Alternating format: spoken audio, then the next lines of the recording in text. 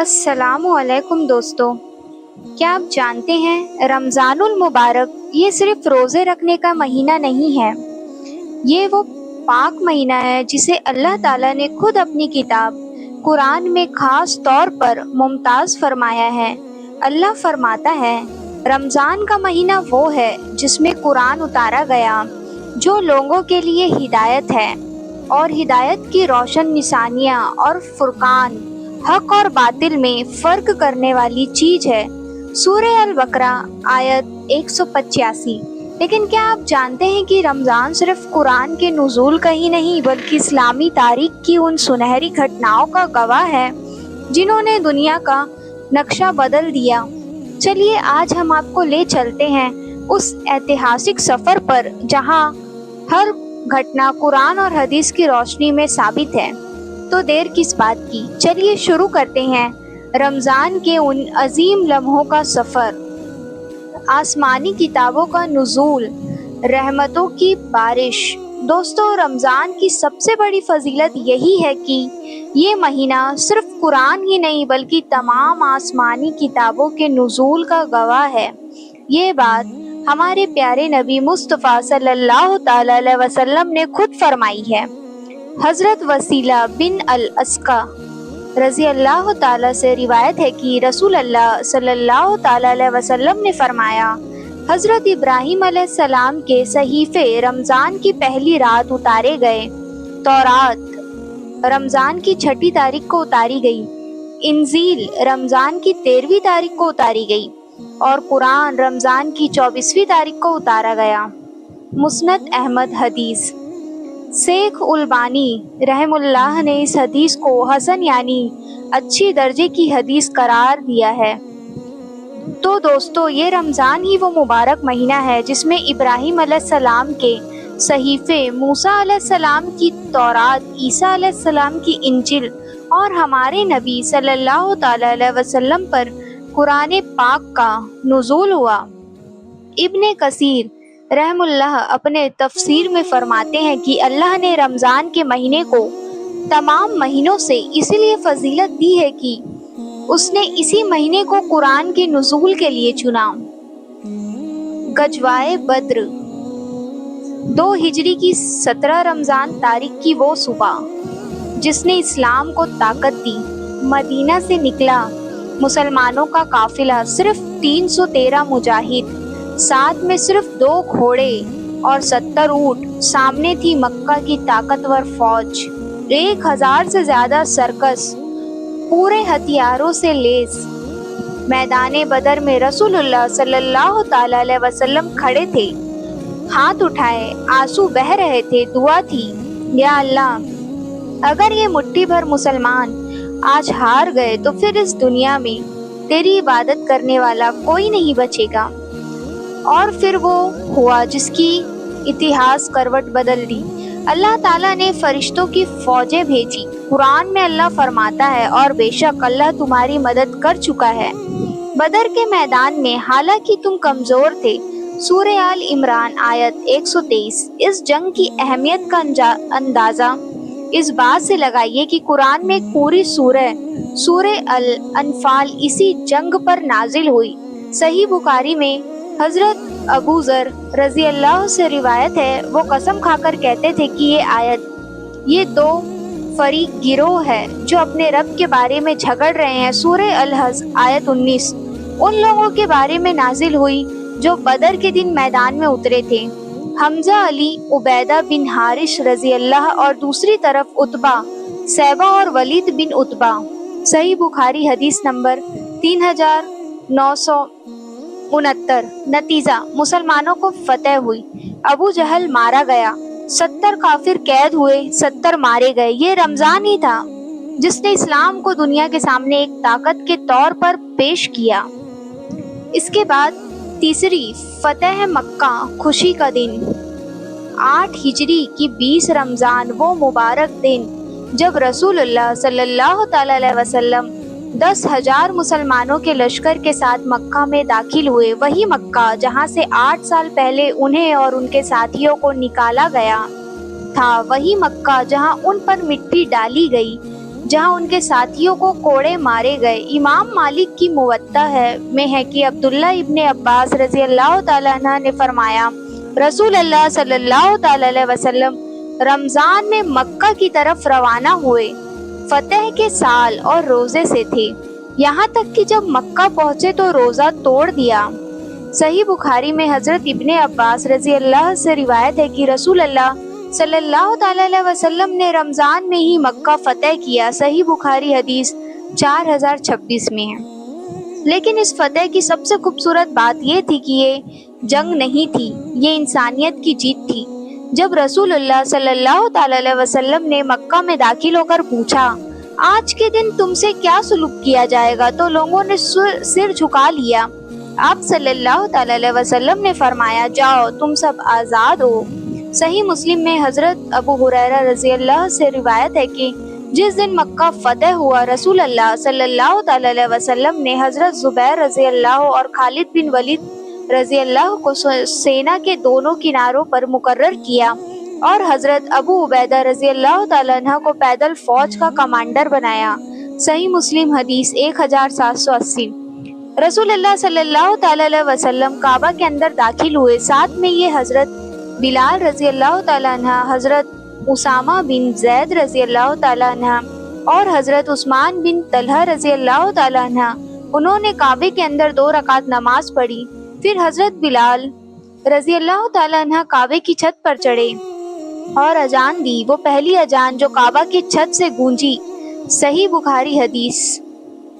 اس دن کعبہ کے چاروں اور رکھے 360 بت توڑے گئے اور رسول اللہ صلی اللہ تعالیٰ علیہ وسلم نے فرمایا، حق آ گیا اور باطل مٹ گیا، بے شک باطل مٹنے والا ہی ہے۔ سورہ بنی اسرائیل آیت 81 میں آیا ہے، یہ رمضان کا مہینہ تھا جب پورا مکہ اسلام کی روشنی سے جگمگا اٹھا۔ پھر اسی رمضان میں جنگ عین جالوت، مسلمانوں کی بہادری۔ 658 ہجری 25 رمضان، یہ وہ دور تھا جب تاتاری منگول مسلمانوں کی گردن کاٹ رہے تھے، مسلمان شہید ہو چکے تھے، کتابیں دریا میں بہا دی گئی، خلیفہ کو بھوکا مارا گیا، پوری دنیا میں کسی میں ہمت نہیں تھی کہ منگولوں کا سامنا کر سکے۔ لیکن پھر ایک بہادر نکلا، مصر کا سلطان سیف الدین قطز، تاتاریوں کے کمانڈر ہلاکو خان نے قطز کو خط لکھا، ہم نے تمام دنیا فتح کر لی ہے، ہماری طاقت کے آگے کوئی نہیں ٹک سکتا، ہماری پناہ میں آ جاؤ ورنہ تباہی کے لیے تیار رہو۔ قطز نے جواب دیا، ہم لڑیں گے اور انشاءاللہ ہم جیتیں گے۔ فلسطین کے عین جالوت کے میدان میں مصر کے مملوک اور تاتاری آمنے سامنے تھے۔ تاریخ گواہ ہے کہ اس دن رمضان کا مہینہ تھا، روزے تھے، پسینے سے تر بتر، مگر ایمان کی طاقت کچھ اور ہی ہوتی ہے۔ جب جنگ شروع ہوئی تو ایک وقت ایسا آیا کہ مسلمان پیچھے ہٹنے لگے، تبھی سلطان قطز نے اپنی ڈھال پھینکی، اپنا ہیلمٹ اتارا اور دشمن پر ٹوٹ پڑا، بولتا جا رہا تھا، واہ اسلامہ، واہ اسلامہ، اے اسلام، اے اسلام۔ یہ وہ پہلی جنگ تھی جب تاتاریوں کو کراری شکست ملی۔ اتہاس کار لکھتے ہیں کہ سلطان قطز نے فتح کے بعد سجدہ شکر ادا کیا اور 2 رکعت نماز پڑھی۔ یہ رمضان ہی تھا جس نے دنیا کو بتایا کہ مسلمان ابھی زندہ ہے۔ اس کے بعد 5ویں جنگ یوروپ میں اسلام۔ 92 ہجری کا رمضان، ایک نوجوان بہادر سپاہی طارق بن زیاد، اس کی عمر صرف 27 سال، 12,000 مجاہدوں کے ساتھ وہ سمندر پار کر کے اسپین کے صحیح میں اترا۔ سامنے تھی بادشاہ روڈرک کی 1 لاکھ کی فوج۔ جبرالٹر کے پہاڑوں پر کھڑے ہو کر طارق نے اپنی فوج سے وہ ایتہاسک تقریر کی جو آج بھی یاد کی جاتی ہے، یارو سمندر ہمارے پیچھے ہے اور دشمن سامنے، بھاگنا ناممکن ہے، لڑنا ہے تو جیتنا ہے ورنہ یہ سمندر ہمیں ڈبا دے گا۔ کہا جاتا ہے کہ طارق نے اپنی ناویں جلا دی، یعنی واپسی کا راستہ ختم، اور پھر جنگ شروع ہوئی۔ 92 ہجری رمضان میں اسپین کی سرزمین پر اسلام کا پرچم لہرایا۔ اس فتح کے بعد اسپین میں 800 سال تک اسلامی حکومت رہی، وہاں مسجدیں بنی، یونیورسٹیز بنی، علم پھیلا، یوروپ نے سیکھا کہ ترقی کیا ہوتی ہے۔ یہ رمضان کا مہینہ تھا جب یوروپ نے اسلامی تہذیب اور علم کو دیکھا۔ اس کے بعد چھٹواں اہم شخصیتوں کی شہادت۔ رمضان کے مہینوں میں اہم شخصیتوں کی شہادت ہوئی۔ دوستو، رمضان صرف خوشیاں ہی نہیں لایا بلکہ کچھ ایسے ستارے بھی اس مہینے میں ہم سے جدا ہوئے جن کی چمک آج بھی باقی ہے۔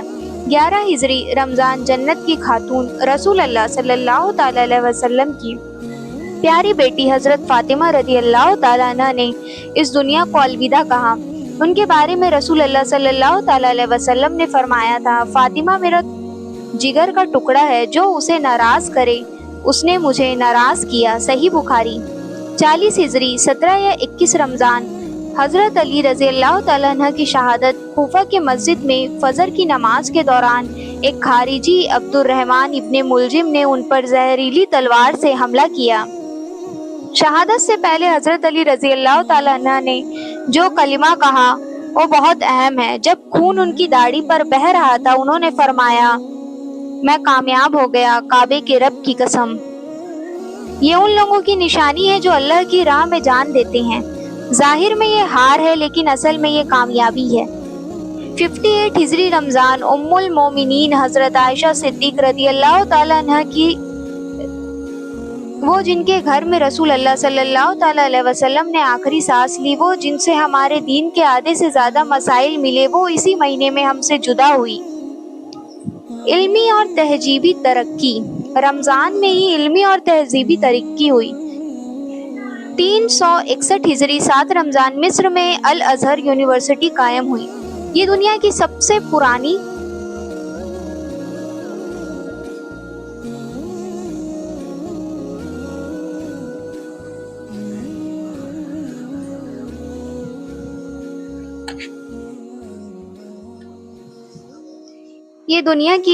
پرانی یونیورسٹی ہے جو آج بھی چل رہی ہے اور دنیا بھر سے طالب علم یہاں آتے ہیں۔